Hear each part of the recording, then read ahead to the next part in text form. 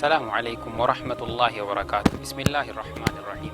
إجا متدري وندر بن الرتي معلومة إبي كوفيد كل سجلي إلى اللي ترى أما مو ملتولين ركوبا كنا مالي سجل وجباب سنة هايلال ملتون ركوبا كنا ملتو قدان إني توقفان هو إني يمكن temperature ريك آم كينيا دبلول temperature ريك آم كينيا normally داهول قافته نمني توقف ملتو يجيبه كنا أجر ساجرا جتشودن دين إني لما فان ملتون سا إني لما فان كفان نمتي تكنا رجرا تشودن دا إني سادفان مو harganuu dadhabuu yookiin immoo afuura baafachuu dadhabuun mallattoolee dhibee kanaa keessaa isa tokkodha jechuudha.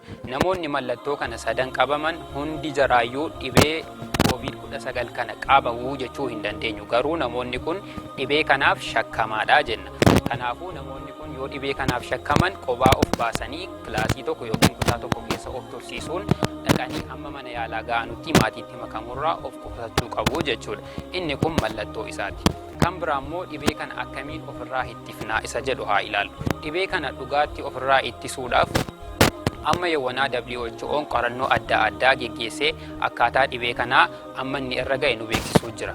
Garuu kana hunda caala wanti nu barbaachisu keessattuu nuyi uummata musliimaa wanti nu barbaachisu hunda keenya iyyuu kan nu uume Rabbi.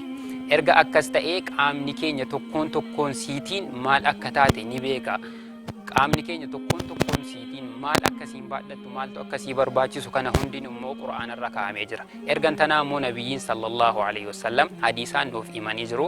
Sana booddee illee ulamoonni dhibeen akka kanaa gaafa dhufe maal ta'uu qabnaa isa jedhu sirriitti nu kaa'anii jiru. Kanaafuu gorsa jiraa dhaga'uun filannoo hin qabu jechuudha.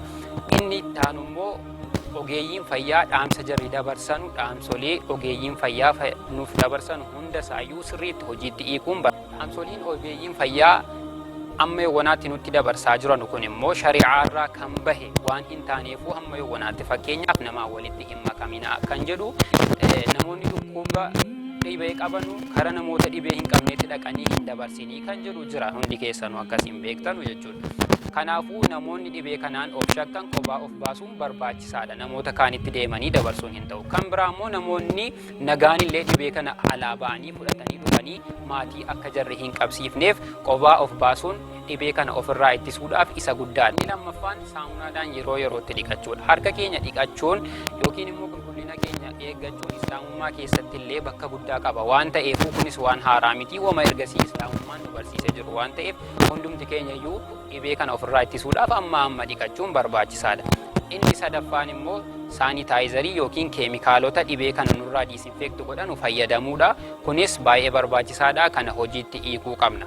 Kan uummanni keenya hundumtuu immoo beekuu qabu wanti guddaan tokko jira. Innis maalni sodaan humnaa olii yookiin sodaan hin barbaachifne hin barbaachisu. Namoonni hedduun utuu dhibee kanaan hin qabamin dhibeedhuma yoo mataan xiqqoo si ho'e dhibee kanaan hin qabame jedhanii shakkanii rakkoo danuu keessa galaa jiru jechuudha. Kanaafuu dhibeen kun amma inni fiduu olitti sodaansaa uummata baay'ee miidhaa jira waan ta'eef nuti sodaan akka kanaa keessattuu uummata musliimaarraa waa tokko hin barbaachisu.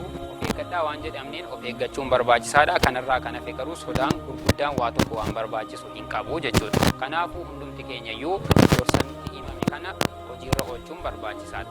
Keessattuu naannolee magaalolee Oromiyaa Finfinnee fi Jimma akkasumas magaalota naannolee Finfinnee jiran irratti dhukkubni kun mul'ateera waan ta'eef namoonni bakka kana jiranuu bareechanii of eeguun barbaachisaadha. Kana malees magaalaa Dirree Dawaa akkasumas magaalotii naannoo sana keessa jiranuu baay'ee babal'achaa jira waan ta'eef dhukkubni kun namoonni naannoo kana jirtan hundumti keessanuu sirriitti of eeguu qabdu jechuudha.